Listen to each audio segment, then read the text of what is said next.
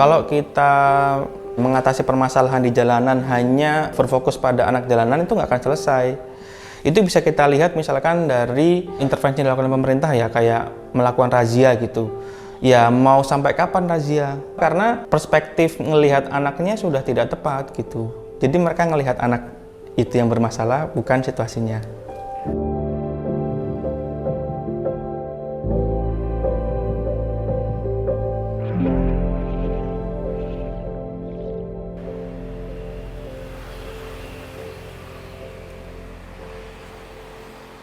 Harapan Vian mendampingi komunitas di situasi jalanan. Nah, kita menggunakan terminologi itu tidak hanya merujuk kepada orang yang tidak punya rumah ya, tapi berbagai macam orang yang bekerja, hidup di jalanan.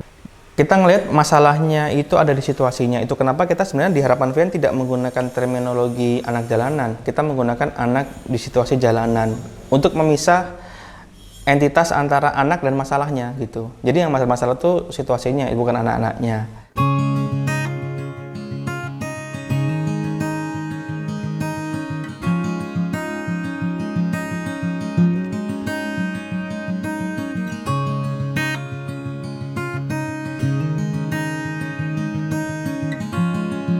Yang utama ya, itu ada pendampingan identitas. Kegiatannya cukup fleksibel ya, karena tergantung kasus seperti apa. Nah, entah itu kita ada pendampingan ke Dukcapil, ada pendampingan ke polisi misalkan. Tapi juga kita ada kegiatan untuk menyasar kebijakan publik. Lalu juga yang tidak kalah penting adalah di isu kesehatan. Jadi kita mendampingi teman-teman di isu kesehatan reproduksi, tetapi juga kesehatan umum.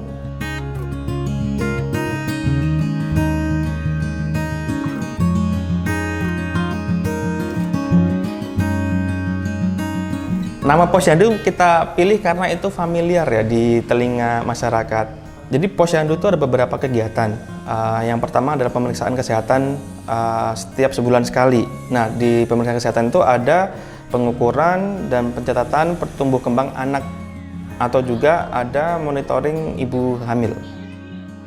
Kegiatan yang lain di dalam Posyandu adalah pendampingan teman-teman ke layanan kesehatan publik, yaitu Puskesmas. Jadi karena mereka ada hambatan, jadi kita perlu ada pendampingan ke sana supaya mereka dapat layanan kesehatan.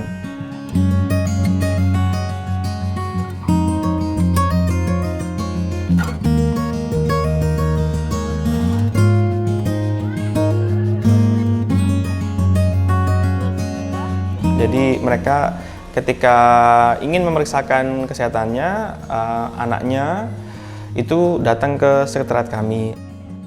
Lalu ada juga kita melakukan pendampingan ke komunitas. Kita mengadakan Posyandu di lapak pemulung. Selain itu juga kadang ketika kita dalam pemeriksaan kesehatan kita menemukan ada kasus yang butuh istilahnya pendekatan intensif, kita melakukan house visit. Jadi kita datang ke rumah-rumah.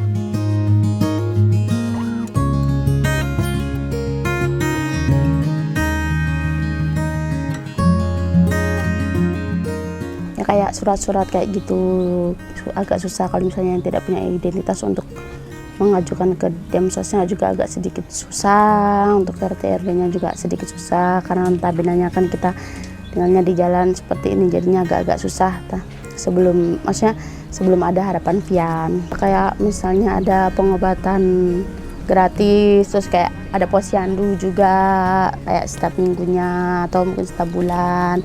Ada pemeriksaan kesehatan, terus kalau misalnya anak sakit, terus mereka suruh gak usah mikirin yang lain, langsung suruh bawa ke rumah sakit terdekat.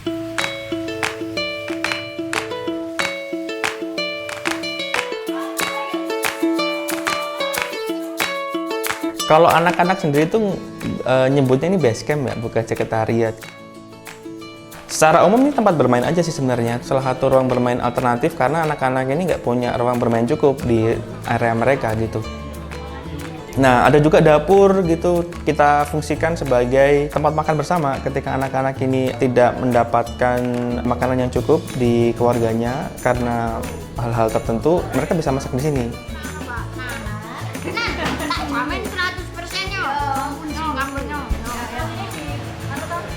Kita namanya memasak, itu bahasa kita ke anak-anak, tetapi ada tujuan lain, yaitu kita ingin meningkatkan pemahaman mereka mengenai perilaku hidup bersih dan sehat.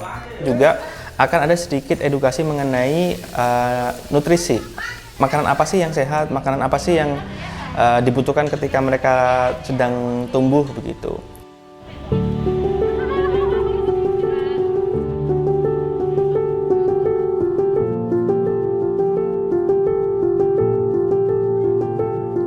Jadi ketika aku sudah tidak kuliah lagi, sudah bekerja ya waktu itu, ngelihat ternyata kok teman-temanku masih punya masalah yang gitu-gitu aja. Dan aku lihat ternyata kok gak ada ya organisasi yang melakukan pendampingan terhadap mereka, khususnya di isu identitas, kesehatan, kok gak ada gitu. Aku kan jadi bertanya-tanya ya, apakah nggak ada orang yang mikir seperti aku gitu. Terus akhirnya ya wes kalau nggak ada ya aku coba akan mulai, dan untungnya aku tuh dibantu sama teman, ada teman-teman yang dukung, jadinya aku bikin Harapan Siang. Seharusnya kerja-kerja untuk teman-teman di jalan ini sebenarnya kerja-kerja yang harus dilakukan oleh pemerintah gitu. Kami ini kan sebenarnya cuma kayak jembatan aja gitu, perpanjangan tangan gitu. Kalau misalkan secara sistemnya mereka udah bagus, harusnya ya kami nggak akan ada gitu.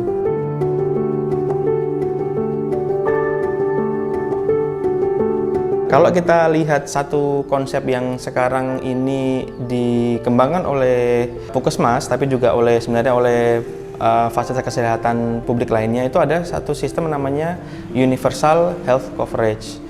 Nah, Puskesmas atau rumah sakit ataupun layanan kesehatan lainnya itu seharusnya mereka membuka diri terhadap siapapun yang ingin memeriksakan kesehatannya gitu.